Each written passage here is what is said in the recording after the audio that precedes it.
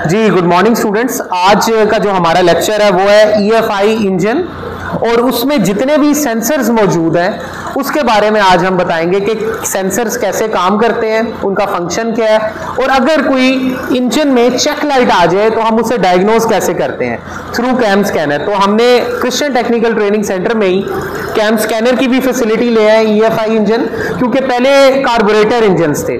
Carburettor engines में air और fuel की जो एफिशिएंसी है वो बरकरार नहीं रहती with the passage of time, या अगर फ्यूल आपका अच्छे लेवल का नहीं है, अगर आपने उसकी इम्प्योरिटीज उसके अंदर है तो तब इशू आ जाता है कि जेट प्रॉपर फ्यूल स्प्रे नहीं करता, तो वो एयर और फ्यूल में डिस्टर्बेंस आ जाती है। तो आज इसके बाद कार्बोरेटर के बाद अब जो नई टेक्नोलॉजी आई वो आई है इलेक्ट्रॉनिक फ्यूल इंजेक्शन सिस्टम, जो कि क्रिश्चियन टेक्निकल ट्रेनिंग सेंटर में इसका पूरा एक मॉडल मौजूद है। सुजुकी स्विफ्ट का 660 सीसी इंजन है, ये इसका वॉल्यूम है इंजन का। और अभी हम देखेंगे कि किस तरह ये सेंसर वर्क करता है थ्रू इस स्कैनर के। हमारे pass on board diagnosis scanner है और ये लॉन्च कंपनी का है, 2023 मॉडल है इसका। और इसमें हम देखेंगे कि कैसे हम इसमें इंजन को डायग्नोज कर सकते हैं और इसके इंजन में अगर कोई फॉल्ट है तो वो हम कैसे इस जस्ट एक पोर्ट की मदद से, ये इसकी OBD on board diagnosis port है, इसके साथ हमने ये डिवाइस अटैच कर दी। अब ये डिवाइस इस स्कैनर के थ्रू पूरे इंजन को स्कैन करेगी कि इसकी हेल्थ रिपोर्ट जनरेट करके देगी कि इंजन की अभी करंट हेल्थ रिपोर्ट क्या है।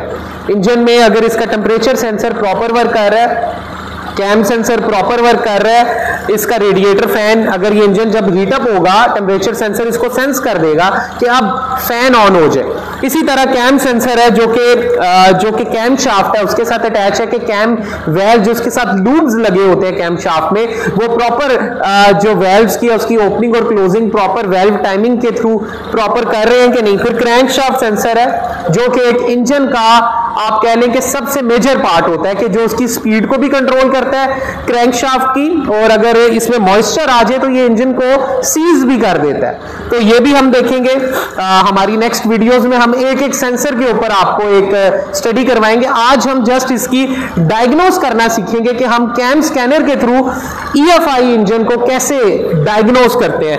अभी आप देख सकते हैं कि इंजन स्टार्ट है, कोई इस पे चेक लाइट नहीं है। ये अभी आप ये सारी इंजन के अंदर ये आरपीएम मीटर होता है, ये उसका स्पीड का मीटर होता है और ये आपको बता रहा होता है कि टेम्परेचर कितना है आपके इंजन का, कूल एंड हॉट गेज है। फिर ये फ्यूल गेज होती है इंजन के अंदर।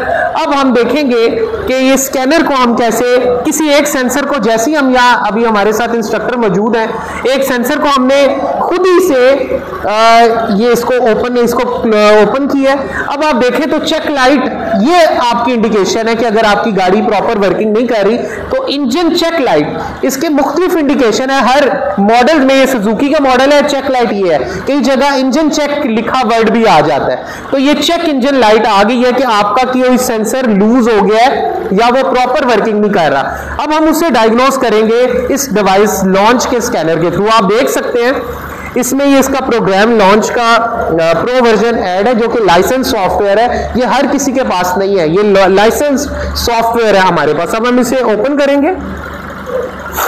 अब वो पूछ रहा है कि आपने किस तरह डायग्नोज करना है, तो हमने इसमें सबसे पहले लोकल इसके ऊपर आने डायग्नोज करना है।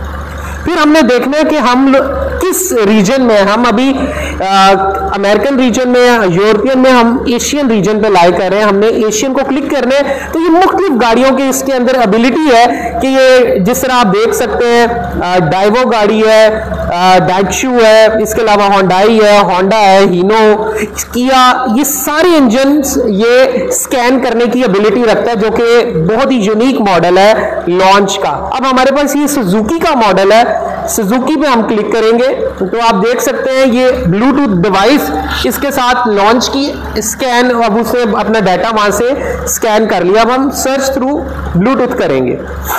अब ये उसके साथ स्कैन कर रहा है। अब हम मैन्युअली सिलेक्ट करके चेक करेंगे कि अंदर क्या, इसके फुल सिस्टम की लिस्ट हम चेक कर लेंगे कि इस इंजन में किधर किधर फॉल्ट है। तो फुल सिस्टम लिस्ट अभी ये लिखा हुआ है, प्लीज वेट। ये अब हम इस पे चले जाएंगे इंजन कंट्रोल मॉड्यूल में।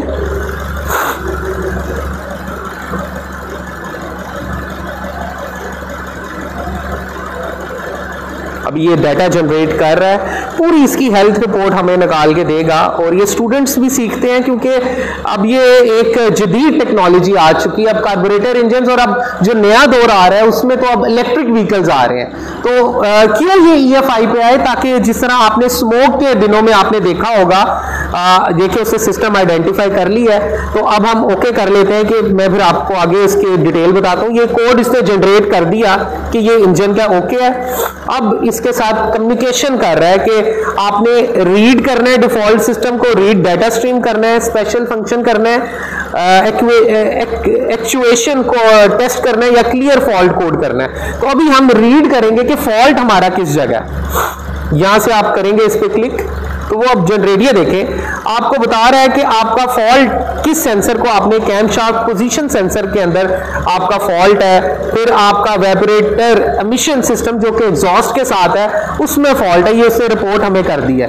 अब हम इस फॉल्ट को देखिए, अभी तक चेक इंजन लाइट है। इस फॉल्ट को ओके करके हमारे इंस्ट्रक्टर अबू बकर है, वो हमें बताएंगे कि इस फॉल्ट को कैसे, अब आपके सामने लाइव टेस्ट करके दिखाएंगे। अच्छा, फॉल्ट को यानी कि फॉल्ट क्लियर करने के लिए हम क्या करते हैं, जैसे हमने अपना सारा यानी कि कम्युनिकेशन सिस्टम इसके अंदर इंस्टॉल किया था, उसमें हमें रिपोर्ट बना के दे दी डेटा फॉल्ट कोड के साथ ही हमें क्लियर फॉल्ट कोड। पहले हमने रीड फॉल्ट कोड किया था कि गाड़ी में फॉल्ट क्या है, अब हम करेंगे क्लियर फॉल्ट कोड।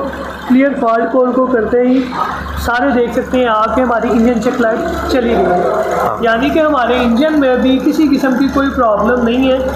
तो इसे हमने डायग्नोज किया सबसे पहले, उसके बाद हमने इंजन चेक लाइट को क्लियर कर दिया। इंजन चेक लाइट जाने का मतलब सिर्फ यही होता है कि इंजन में भी किसी किस्म की प्रॉब्लम नहीं है। तो ये आपने देखा कि इस तरह हम टेस्ट करके स्टूडेंट्स को भी बताते हैं। ये एक किस्म का फॉल्ट था, हजारों फॉल्ट हो सकते हैं। सेंसर की तार में इश्यू आ सकता है, वायरिंग में प्रॉब्लम आ सकती है, ECU जो कि इलेक्ट्रॉनिक कंट्रोल यूनिट है इसका, EFI की जो ब्रेन है उसमें इश्यू आ सकता है, और भी मुख्तलिफ फॉल्ट आ सकते हैं। एक एक सेंसर, जिस तरह ऑक्सीजन सेंसर होता है जो कि एग्जॉस्ट में लगा होता है कैटालिटिक कन्वर्टर से पहले और उसके बाद में, जो कि एग्जॉस्ट एमिशन, मैं आपको बता रहा था, बात वही आ गई कि मैं आपको स्टूडेंट्स बताना चाह रहा था कि कार्बोरेटर इंजन से EFI पे शिफ्ट होने का एक और वजह भी थी। जिस तरह आपने आज स्मोक पाकिस्तान में बहुत ज्यादा है, जिसकी वजह से एजुकेशनल सिस्टम हमारा अफेक्ट भी हो रहा है, स्टूडेंट ऑनलाइन की तरफ चले गए हैं। तो आप देख सकते हैं कि स्मोक में सबसे ज्यादा जो कंट्रीब्यूशन है वो है व्हीकल्स का, जो कि स्मोक रिलीज करते हैं, क्योंकि इसकी एग्जॉस्ट से काफी ज्यादा पोल्यूटेंट्स बाहर आते हैं। तो इस इश्यू को रिजॉल्व करने के लिए EFI सिस्टम है। फिर EFI के जो मेरा नेक्स्ट लेक्चर होगा वो होगा कैटालिटिक कन्वर्टर पे। उसके अंदर मुख्तलिफ स्टेजेस होती हैं कि कैसे हम हार्मफुल गैसेस को यूजफुल गैसेस में कन्वर्ट करें। वो मैं नेक्स्ट लेक्चर में आपको उसका बताऊंगा कि कैटालिटिक कन्वर्टर कैसे इन हार्मफुल गैसेस को यूजफुल प्रोडक्ट में कन्वर्ट कर देता है। वो भी आपके लिए बड़ा इंटरेक्टिव सेशन होगा। उम्मीद है कि आज का सेशन आपको EFI electronic fuel injection test bench जो हमारे पास है, आपने देखा कि किस तरह कोई सेंसर में अगर फॉल्ट है, क्योंकि इसमें सेट ऑफ सीरीज के सेंसर हैं जो कि आपके इलेक्ट्रॉनिक कंट्रोल यूनिट, ये जो ये ECU है इसके साथ अटैच है, और ये एक एक डाटा रीड करके, इसके अंदर फ्यूल इंजेक्टर्स भी हैं, क्योंकि इसमें जो EFI है इसमें स्पार्क प्लग भी होता है और फ्यूल इंजेक्टर्स भी होते हैं। फ्यूल इंजेक्टर भी आपका इसके साथ अटैच है, आपके ECU के साथ। अगर एक्स्ट्रा फ्यूल पाइप में आ गया है तो ये क्या करता है कि इसके अंदर खासियत है कि रेगुलेटर वाल्व होता है, वो वापस फ्यूल टैंक में, जो एक्सेसिव ऑयल है वो वापस फ्यूल टैंक में चला जाता है। इसीलिए फ्यूल एफिशिएंसी के लिहाज से भी EFI इंजन को बेहतरीन कहा जाता है as compare to carburettor engine. लेकिन जिस तरह मैंने आपको बताया, अब टेक्नोलॉजी उम्मीद है कि 5 to 10 ईयर्स शिफ्ट हो जाएगी टोटली, जो कि अभी भी आ चुके हैं इलेक्ट्रिक व्हीकल्स, मजीद भी अभी आने वाले हैं, उन पे अब हम शिफ्ट कर जाएंगे। तो ये आज का हमारा लेक्चर था। थैंक यू सर आपका और पूरे ऑटो डिपार्टमेंट के स्टूडेंट्स का। तो होपफुली जो नेक्स्ट लेक्चर होगा वो होगा कि जो कैटालिटिक कन्वर्टर इसके साथ इंस्टॉल है उससे हम कैसे हार्मफुल गैसेस को यूजफुल प्रोडक्ट में कन्वर्ट करेंगे। Thank you.